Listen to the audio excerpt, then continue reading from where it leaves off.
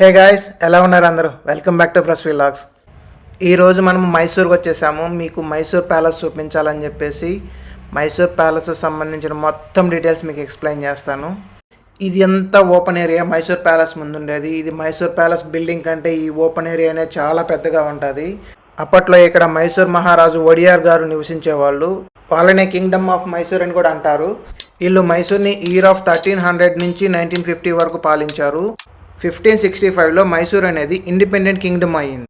అప్పుడు దానికి first independent కింగ్గా Timmaraju ఒడియార్ 2 ఉన్నారనమాట. ఇప్పుడు మీరు హిస్టరీ గురించి తెలుసుకున్నారు కదా. ఇప్పుడు మనం వచ్చేసి అక్కడికి ఎలా ట్రావెల్ చేయాలి, ట్రావెల్ చేయడానికి ఏమేమి ఫెసిలిటీస్ ఉన్నాయి, ఇన్సైడ్ ఎలా ఉంటుంది, ఇవన్నీ చెక్ చేద్దాం. మేమైతే బెంగళూరు నుంచి స్టార్ట్ అయ్యాము. బెంగళూరు నుంచి మైసూర్ ప్యాలెస్ దగ్గరకు వచ్చేసి అరౌండ్ 167 కిలోమీటర్స్ వస్తుంది. మీరు అక్కడికి ట్రావెల్ చేయడానికి మీకు చాలా ఫెసిలిటీస్ ఉంటాయి. బస్ ఫెసిలిటీ కోసం అయితే మీరు మెజెస్టిక్ నుంచి మైసూర్కి డైరెక్ట్గా బస్సులు ఉంటాయి. మీరు ఒకవేళ ట్రైన్ కోసం చూస్తుంటే కేఎస్ఆర్ రైల్వే స్టేషన్ నుంచి మైసూర్కి డైరెక్ట్గా కూడా ట్రైన్స్ ఉంటాయి. మీరు ఒకవేళ కార్ కానీ బైక్లో కానీ వెళ్ళాలనుకున్నా కానీ రోడ్స్ చాలా బాగున్నాయి. ఎక్స్ప్రెస్ హైవే ఉన్నది మైసూర్కి. మీరు ప్రశాంతంగా వెళ్ళిపోవచ్చు. వీడియోలోకి వెళ్ళే ముందు మీకు ఇన్ఫర్మేషన్ నచ్చితే ఖచ్చితంగా సబ్స్క్రైబ్ చేసుకొని నన్ను సపోర్ట్ చేయండి. వీడియోలోకి వెళ్ళిపోతే ఇది మనకు ఎంట్రన్స్. ఇక్కడ మనము టికెట్స్ బై చేయాలి. లోపలికి వెళ్ళాలంటే పర్ హెడ్ 100 రూపీస్ టికెట్ ఉంటుంది. సో మేము 5 పీపుల్ వెళ్ళాం కాబట్టి 500 రూపీస్ టికెట్ తీసుకొని లోపలికి వెళ్ళంగానే ఎంట్రన్స్ టు ప్యాలెస్ అని ఒక బోర్డు వస్తుంది.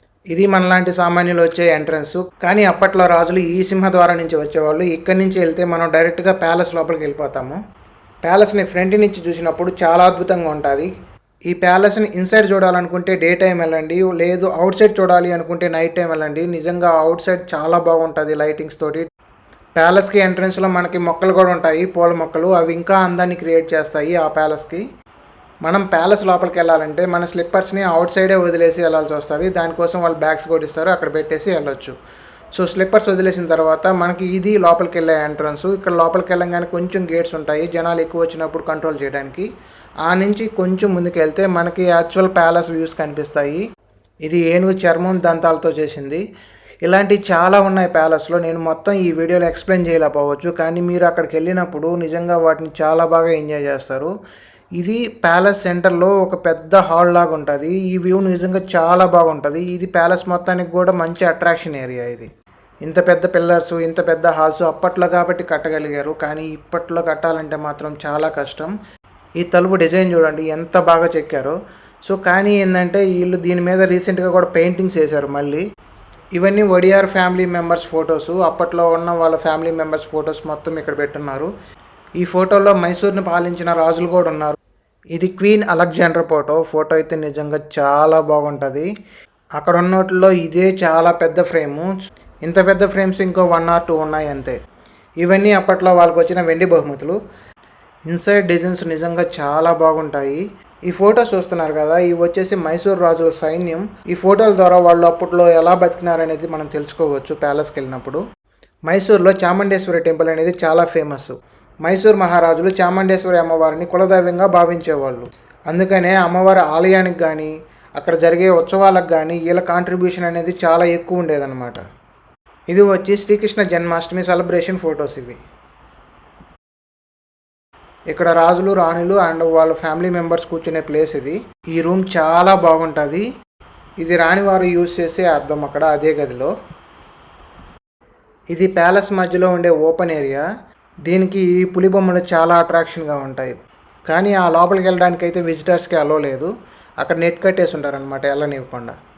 ఇక్కడంతా గ్లాస్ లోపల అమ్మవారి బొమ్మలు ఉంటాయి. చూడడానికి నిజంగా చాలా బాగుంటాయి అవైతే. ఇవి యుద్ధం టైంలో యూజ్ చేసే బండ్లు ఇప్పటికీ అలాగే ఉన్నాయి, చాలా బాగున్నాయి. ఇది గోల్డెన్ హౌదా. దీన్ని వచ్చేసి బంగారు అంబరం అంటారు. వీళ్ళు ఏనుగుల మీద తిరగడానికి ఈ బంగారు అంబరాన్ని యూజ్ చేసేవాళ్ళు.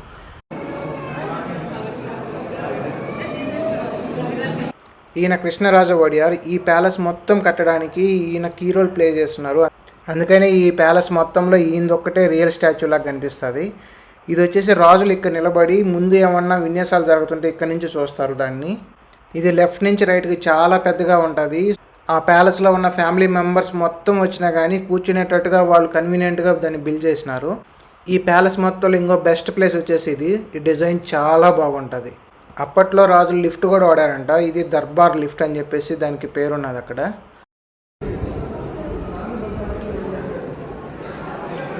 ఇది ఇంకో బెస్ట్ ప్లేస్. ఇది నిజంగా చాలా బాగుంటుంది. పిల్లర్స్ మొత్తం గోల్డ్ కలర్స్ లాగా. దీన్ని డిజైన్ చేసిన వాడికి మాత్రం నిజంగా దండేసి దండం పెట్టవచ్చు, ఎందుకంటే అంత బాగుంటుంది ఇది.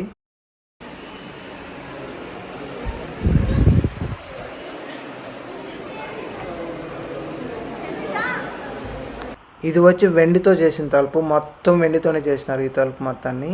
అప్పట్లో వీళ్ళు ఏనుగులను చాలా బాగా వాడేవాళ్ళు. సో ఆ ఏనుగుల కోసం యూజ్ చేసిన ప్రతి ఒక్క వస్తువుని ఇక్కడ వీళ్ళు భద్రపరిచినారు. నిజంగా ఇవి చూడడానికి చాలా బాగుంటాయి.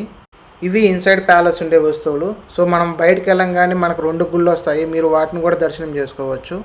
That's it. ఇది మైసూర్ ప్యాలెస్ గురించి కంప్లీట్ ఇన్ఫర్మేషన్. మీకు ఒకవేళ వీడియో నచ్చినట్లయితే ఛానల్ని సబ్స్క్రైబ్ చేసుకొని మమ్మల్ని సపోర్ట్ చేయండి. అంతేకాకుండా ఖచ్చితంగా వీడియోని అయితే లైక్ చేయండి.